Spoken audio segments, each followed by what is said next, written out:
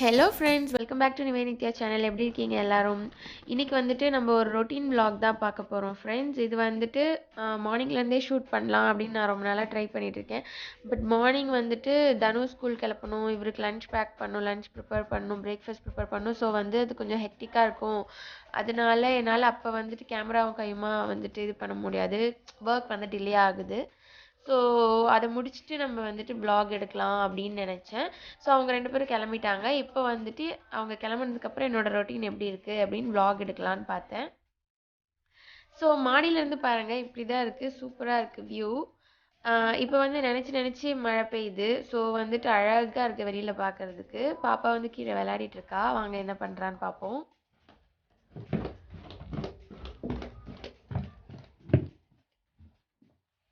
So இங்கே வந்து பார்த்தீங்கன்னா கீழே வந்துட்டு கிச்சன் ஹாலு, அப்புறம் வந்துட்டு ஒரே ஒரு டாய்லெட் மட்டும் இருக்கும். மாடியில் தான் ரூம்ஸ் எல்லாமே இருக்கும். ஸோ அவங்க கிளம்புனதுக்கப்புறம் பிரேக்ஃபாஸ்ட் சாப்பிடுவோம். ஆனால் பாப்பா வந்துட்டு பசி தாங்க மாட்டா இல்லைங்களா, அதனால வந்துட்டு அவளுக்கு ஏதாவது குடிக்கிறதுக்கு கொடுத்துருவேன். அப்படி இல்லைன்னா தனுவுக்கு ஊட்டி விடும் போதே இவளுக்கும் ஒரு 4 வாய் சும்மா பசிக்காமல் இருக்கிறதுக்காக ஊட்டி விட்டுருவேன். அதுக்கப்புறம் தான் இவளுக்கு வந்துட்டு ஃபுல்லாக கான்சென்ட்ரேட் பண்ணி ஊட்ட முடியும். இல்லைனா ஒழுங்காக சாப்பிட மாட்டா. அதனால அப்போ கொடுக்க மாட்டேன், கொஞ்சமாக மட்டும்தான் கொடுப்பேன். ஸோ இன்றைக்கி வந்து எல்லாருமே காலையிலே ரைஸே சாப்பிட்டுக்கிட்டோம். அதனால பாப்பாவுக்கும் காலையிலே ரைஸ் கொடுக்குறேன். அதுக்கப்புறம் நடுவில் ஒரு தடவை ஏதாவது ஸ்நாக்ஸ் கொடுப்பேன். ஃப்ரூட்ஸ் இல்லை அந்த மாதிரி ஏதாவது ஒரு ஸ்நாக்ஸ் கொடுப்பேன். அதுக்கப்புறம் கொஞ்சம் நேரம் விளையாடுவா.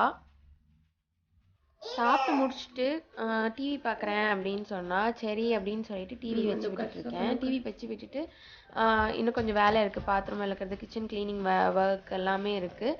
ஸோ எப்போவெல்லாம் டிவி போட மாட்டேன், என்னைக்காவது தான் போடுவேன். பட் அதுவுமே மார்னிங் அண்ட் ஈவினிங் 2 டைம் தான் ஸ்க்ரீன் டைம் கொடுப்பேன். இப்போ வாங்க கிச்சன் எப்படி இருக்குன்னு பாருங்கள். காலையில் வந்துட்டு காய்கறி கட் பண்ண அந்த வேஸ்ட்லாம் அப்போவே எடுத்து க்ளீன் பண்ணிட்டேன். பட் வந்துட்டு கிச்சன் கொஞ்சம் அந்த பிசுன்னு இருக்கிறது, அந்த எண்ணெய் பசக்கெலாம் இருக்குது. ஸோ கிச்சன் க்ளீன் பண்ண வந்தாலே எனக்கு கொஞ்சம் மலப்பாக இருக்கும். பிகாஸ் அங்கே தான் வேலை நம்மளுக்கு எப்பவும் அதிகமாக இருக்கும். ஸோ ஃபஸ்ட்டே வந்துட்டு இங்கே வந்து இண்டக்ஷன் தான், கேஸ் கிடையாது, கேஸ் ஹாப் கிடையாது. ஸோ இண்டக்ஷன் ஹாப் தான். ஸோ அது வந்து எப்படினாலும் அழுக்காயிடும். நம்ம வந்து சமைச்சு முடிச்சுட்டு கையோடு க்ளீன் பண்ணுற மாதிரி இருக்கும். ஸோ அதில் வந்துட்டு நான் ஃபஸ்ட்டே ஸ்ப்ரே அடிச்சுட்டு சும்மா சின்ன டஸ்ட்லாம் இருக்கும் இல்லைங்களா கவுண்டர் டாப்பில், அதெல்லாம் தட்டி விட்டுட்டு பாத்திரம் விளக்க ஆரம்பிச்சிட்டேன். பாத்திரம் விளக்கி முடிச்சதுக்கப்புறம் ஹாபை வந்து இண்டக்ஷன் வந்துட்டு க்ளீன் பண்ணுவேன். பாத்திரம் விளக்கி முடித்த கையோடவே அந்த சிங்க்கையும் எனக்கு க்ளீன் பண்ணிடணும். இல்லைனா வந்துட்டு அது ஸ்டெயின்லெஸ் ஸ்டீல் சிங்க்குங்கிறதுனால நம்மளுக்கு வந்துட்டு ஒரு மாதிரி பழுப்பு கலர் மாதிரி ஆகிடும், பழசு மாதிரி தெரிய ஆரம்பிச்சிடும் நம்ம அப்படியே சும்மா தண்ணி மட்டும் ஊற்றி அலசி விட்டோன்னா. ஸோ அதனால் அதையுமே சோப் போட்டு ஸ்க்ரப் போட்டு வாஷ் பண்ணோன்னா அது எப்போவுமே நம்மளுக்கு பளபளன்னு புதுசு மாதிரியே இருக்கும். ஸோ சிங்க் கழுவும் போதே அப்படியே கையோடு வந்துட்டு சிங்க்குக்கு பக்கத்தில் இருக்க கவுண்டர் டாப்பு, வாலு, அதை சுற்றி இருக்கிற இடம் எல்லாமே வந்துட்டு வாஷ் பண்ணி விட்டுடணும். ஏன்னா நம்ம வந்துட்டு அங்கே தான் கை கழுவுறோம், எல்லாம் பண்ணுறோம், ஜாமான் விளக்கும் போது இல்லை அந்த மாதிரி இருக்கும்போது தண்ணியெல்லாம் தெறிக்கும். ஸோ அதோட கரையும் அப்படியே இருக்கும். ஸோ அதை அப்படியே கையோடு கழுவி விட்டுடலாம். அதே மாதிரி நம்ம வாஷ் பண்ணுற ஸ்க்ரப்பு, அந்த டிஷ்வாஷ் ஜெல், வைப்பர் இதெல்லாம் வைக்கிற பேஸ்கெட்டுக்கு அடியிலையும் ஒரு தடவை வாஷ் பண்ணி விட்டுடலாம். இல்லைனா அங்கே வந்து ஃபங்கஸ், மோல்ஸ் அந்த மாதிரி ஏதாவது ஃபார்ம் ஆகும். ஸோ அதை கையோடு கழுவி விட்டுட்டோம்னா நம்மளுக்கு ஈஸியாக இருக்கும் ஒவ்வொரு டைமும் க்ளீனிங். ஸோ சிங்க் க்ளீன் பண்ணி முடித்தோடனே இண்டக்ஷன் க்ளீன் பண்ண போகிறேன். ஆல்ரெடி வந்து ஸ்ப்ரே பண்ணி விட்டுட்டேன் லிக்விடு.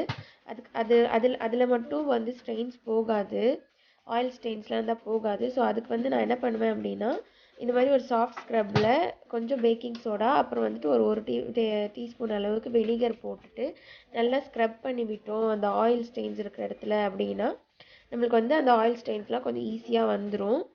அது இல்லாமல் இது வந்துட்டு இண்டக்ஷன் பேஸ் அப்படிங்கிறதுனால இதில் வந்துட்டு நம்ம வேறு ஏதாவது கத்தியோ இல்லை வந்து ஸ்பூனோ வச்சு தேய்ச்சோம் ஆயில் போகிறதுக்கு அப்படின்னா நிறைய ஸ்க்ராச்சஸ் விழுது. அது இல்லாமல் நம்ம பாத்திரம் கழுவுற ஸ்க்ரப்பில் பண்ணாலே ஸ்க்ராச்சஸ் விழுது. ஸோ அதுக்காக நான் இந்த ஸ்க்ராப்பர் வாங்கியிருக்கேன். இது வந்து இண்டக்ஷன் பேஸ்க்காக வாங்குகிற ஸ்க்ராப்பர். இதில் வந்து பண்ணோன்னா இந்த ஆயில்ஸ்லாம் இந்த மாதிரி பீல் ஆகி வந்துடும் தனியாக. ஸோ நம்மளுக்கு ஸ்க்ராச்சஸும் விழாது. நம்மளோட இந்தியன் தவாலாம் பேன்ஸ்லாம் பார்த்திங்கன்னா இந்த ரிங்கில் கரெக்டாக போய் செட் ஆகாது. யூஸ்வலி நம்மளுக்கு அந்த மாதிரி வரக்கூடாது, சைடில் ஸ்டெயின்ஸ் எதுவும் வரக்கூடாதுன்னா அந்த ரிங்கு ரவுண்ட் சர்க்கிள் போட்டிருக்காங்களா அதுக்குள்ளே கவர் ஆகிற மாதிரி தான் வெசல்ஸ் வச்சு சமைக்கணுங்கிற மாதிரி போட்டிருந்தாங்க. பட் என்கிட்ட அந்த மாதிரி இல்லை. ஸோ அதனால் அவுட்டரில் வந்துட்டு அதோட ஹீட் பட்டு நம்மளுக்கு இந்த மாதிரி அந்த ஆயில் ஸ்டெயின்ஸாக இருக்கட்டும், இல்லை வந்து அந்த ஹீட்லேயே வந்துட்டு ஒரு லேயர் ஃபார்ம் ஆகும், அந்த மாதிரி வருது. ஸோ அதை வந்து இந்த ஸ்க்ராப்பர் யூஸ் பண்ணி எடுத்தால் எனக்கு ஈஸியாக பீல் ஆகி வந்துடுற மாதிரி இருக்குது. ஸோ அதுக்கப்புறம் இன்னொரு தடவை வந்துட்டு அதே ஸ்க்ரப்பரால் நல்லா ஸ்க்ரப் பண்ணி விட்டுட்டு வெட் கிளாத் வச்சு நல்லா ஃபுல்லாக க்ளீன் பண்ணி தொடச்சி எடுத்துகிட்டு போகிறேன்.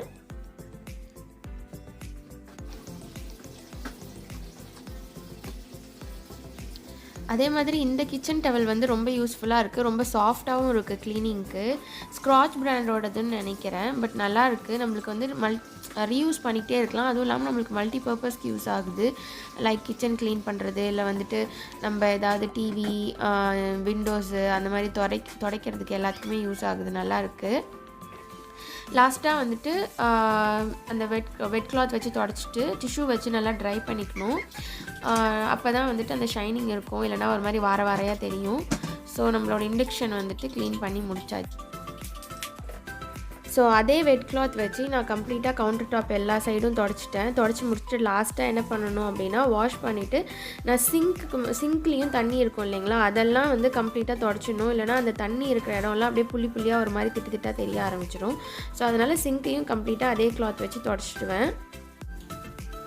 இங்கே வந்து துணி நாங்கள் இப்படி தான் காய போட்டுட்ருக்கோம். ஏரரில் போட்டு ஹீட்டர்கிட்ட வச்சுருவேன், அது காஞ்சிரும் பொறுமையாக.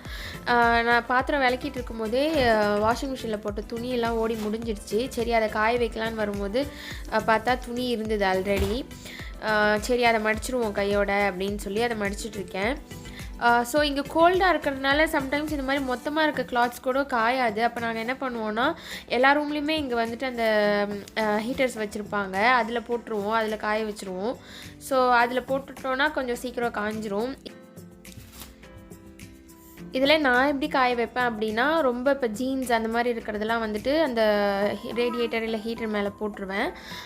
அதுக்கப்புறம் இன்னும் கொஞ்சம் மொத்தமாக இருக்கிற துணியெல்லாம் ஹீட்டர்கிட்ட ரொம்ப க்ளோஸாக இருக்கிற மாதிரி போட்டுட்டு கொஞ்சம் நல்லா சீக்கிரம் காஞ்சிடுற மாதிரியான துணியை வந்துட்டு வெளிப்பக்கமாக போடுவேன். அந்த மாதிரி தான் நான் பார்த்து போட்டுக்கிறது. ஸோ துணியெல்லாம் காய போட்டு முடிச்சதுக்கப்புறம் கொஞ்சம் டைம் இருந்தது, தனுவை ஸ்கூல்லேருந்து கூட்டிகிட்டு வர்ற கேப் நடுவில் இருந்தது.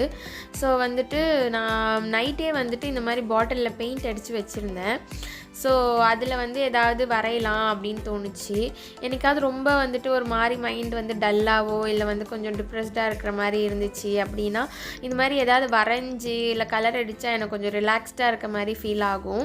ஸோ மேக்ஸிமம் நான் அந்த மாதிரி கொஞ்சம் வரைவேன். இல்லைனா ஏதாவது கலர் தனுவோடது பாப்பாவோட கலரிங் புக் கூட ஒரு சில நாள் எடுத்து கலர் அடிச்சிட்ருப்பேன். அதில் கொஞ்சம் எனக்கு ரிலாக்ஸ்டாக ஃபீல் ஆகிற மாதிரி இருக்கும். உங்களுக்கு அந்த மாதிரி இருந்துச்சு அப்படின்னா நீங்கள் என்ன கைண்ட் ஆஃப் ஹாபீஸ்லாம் பண்ணுவீங்க உங்கள் மைண்டை ரிலாக்ஸ் பண்ணிக்கிறதுக்கு அப்படின்னு சொல்லிட்டு வீடியோ கீழே கமெண்ட் பண்ணுங்கள். ஸோ வந்து நான் வந்து நெட்டில் தான் வந்து ஐடியாஸ் எடுத்தேன்.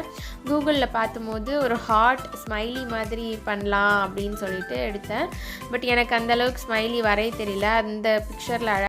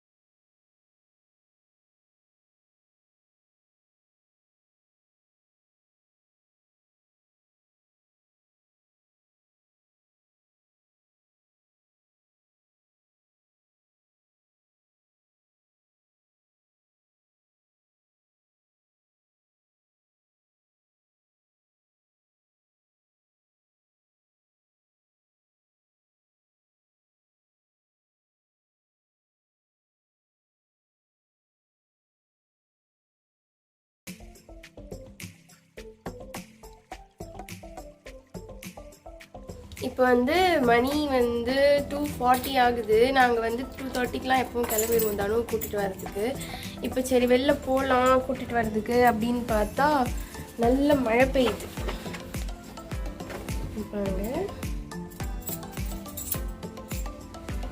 ஸோ நடந்து தான் போகணும்.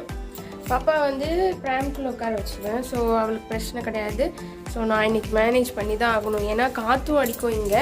ஸோ நம்ம குடம்லாம் பிடிச்சிட்டு போக முடியாது. பார்ப்போம். நல்லா காற்று அடிக்குது. அனந்திகா உட்கார வச்சாச்சு. எம்ஏ கதவு கூப்பிட்டுட்டு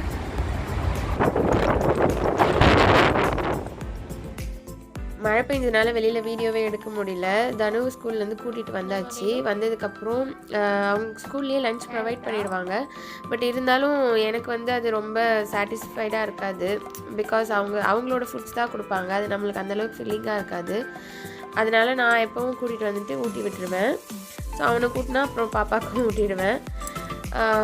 அதுக்கப்புறம் அவங்களுக்கு ஊட்டிட்டு 4:30 அந்த மாதிரி ஆயிடுச்சு இப்போது. ஸோ அதனால் டின்னருக்கு வந்துட்டு மாவு பிசைஞ்சிட்ருக்கேன். சப்பாத்திக்கு வந்து பார்த்திங்கன்னா 3 கப் மாவு போடுறேன். சால்ட் போட்டுட்டு நான் எப்பயும் ஆயில் கொஞ்சம் போடுவேன். நீங்கள் அதை ஸ்கிப் பண்ணிக்கலாம். பட் ஆயில் போட்டால் சப்பாத்தி டோ வந்து இன்னும் சாஃப்டாக இருக்கும்.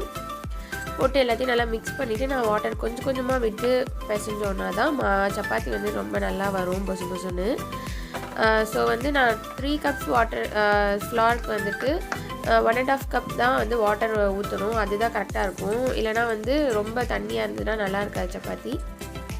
ஸோ பிசைஞ்சிட்டு நல்லா ஊற வச்சுட்டு இன் பிட்வீனில் வந்துட்டு நான் தால் பண்ண போகிறேன். தால் பண்ணால் பசங்களுக்கு பிடிக்கும். அதனால் நம்மளுக்கு சப்பாத்தி வந்து நல்லா பொசு பொசுன்னு ஃப்ளஃபியாக வரணும் அப்படின்னா சப்பாத்தி வந்துட்டு நம்ம 3 டைம்ஸ் தான் வந்துட்டு ஃப்ளிப் பண்ணணும், திருப்பி போடணும். ஃபஸ்ட்டு நம்ம போட்ட உடனே திருப்பக்கூடாது. அது அடியில் வந்து இந்த மாதிரி நல்லா கொஞ்சம் சின்ன சின்னதாக டாட்ஸ் வந்திருக்கும். அதுக்கப்புறம் தான் வந்துட்டு திருப்பி போடணும். திருப்பி போட்டுட்டு ஆயில் விடணும். அப்பயும் உடனே திருப்பக்கூடாது. ஆயில் விட்டதுக்கப்புறம் 2 சைட்ஸும் நல்லா ஆயில் விட்டுட்டு நெக்ஸ்ட்டு இந்த மாதிரி அடியிலையும் கொஞ்சம் நம்மளுக்கு டாட்டாக வந்துடும். இப்போ பாருங்கள், நம்ம செகண்ட் டைம் திருப்பி போட்டதுக்கப்புறமே பார்த்திங்கன்னா நம்மளுக்கு அந்த கொஞ்சம் உள்ள ஏர் பபிள்ஸ் போய் கொஞ்சம் அப்படியே லைட்டாக புஷ்ஷுன்னு வர மாதிரி இருக்கும். ஸோ திருப்பி போட்டு இந்த சைடும் ஆயில் விட்டுட்டு எடுத்துடணும். அவ்வளோதான் சப்பாத்தி. அப்படி பண்ணால் சப்பாத்தி வந்து நம்மளுக்கு சாஃப்டாகவும் இருக்கும். அதே சமயத்தில் நம்மளுக்கு நல்லா கொஞ்சம் புசு புசுன்னு ஃப்ளஃபியாகவும் இருக்கும். இல்லைனா சப்பாத்தி வந்து ஆறினோடனே ஹார்டாகிடும். இப்படி பண்ணோன்னா தான் நம்மளுக்கு வந்துட்டு சாஃப்டாகவே இருக்கும் சப்பாத்தி. நீங்களும் வீட்டில் இதே மாதிரி ட்ரை பண்ணி பார்த்துட்டு எப்படி வந்துச்சுன்னு சொல்லுங்கள். இதோட நான் இந்த வீடியோ முடிச்சுக்கிறேன் ஃப்ரெண்ட்ஸ். தேங்க்யூ ஃபார் வாட்சிங் மை சேனல். இந்த வீடியோ உங்களுக்கு பிடிச்சிருந்துச்சு அப்படின்னா மறக்காமல் லைக் பண்ணுங்கள், ஷேர் பண்ணுங்கள், சப்ஸ்கிரைப் பண்ணுங்கள். உங்களோட சஜஷன்ஸை இந்த வீடியோ கீழே இருக்க கமெண்ட் செக்ஷனில் சொல்லுங்கள். தேங்க்யூ ஃபார் வாட்சிங். Take care. பாய் பாய்.